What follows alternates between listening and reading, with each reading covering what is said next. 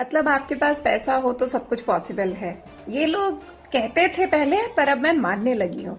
ये केस, जो उन्नाव का केस है, जो 2017 से चला आ रहा है और 2025 में आके उस रेप केस के जो थे, मैं बात कर रही हूँ उन्नाव के केस की, जिसमें एक 17 साल की लड़की जिससे रेप किया होता है, कुलदीप सिंह सेंगर, उन्नाव के एक एमएलए जिन्होंने रेप किया होता है, उस लड़की को झांसा देते हैं जॉब दिलाने का और फिर उसके साथ रेप करते हैं।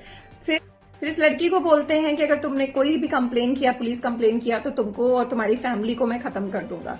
पर वो लड़की घर जाती है और वो अपने माँ बाप को बताती है। माँ बाप पुलिस कंप्लेन करने की कोशिश भी करते हैं, बट कुछ होता नहीं है। उसके बाद जब एक कंप्लेन होती भी है तो पुलिस उसी लड़की के पिता को ही कस्टडी में ले आती है और उसको इतना मारती है कि उनकी कस्टडी में ही मौत हो जाती है।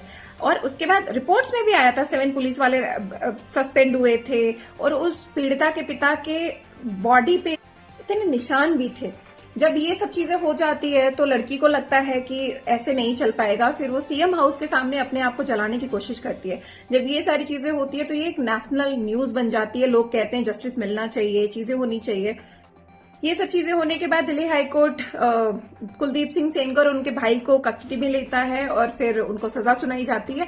पर 23 दिसंबर 2025 को उसी इंसान को बेल मिल जाती है और आज उसकी फैमिली इतनी डरी हुई है क्योंकि उस बीच में उसकी 2 चाचियों की डेथ हो गई। जब ये एक लड़की, जो वो लड़की है, वो ट्रैवल करती रहती है अपनी चाचियों के साथ और एक ट्रक वाला आता है, धक्का मार देता है और उन दोनों की एक्सीडेंट में मौत हो जाती है और ट्रक वाला कनेक्टेड होता है एमएलए से।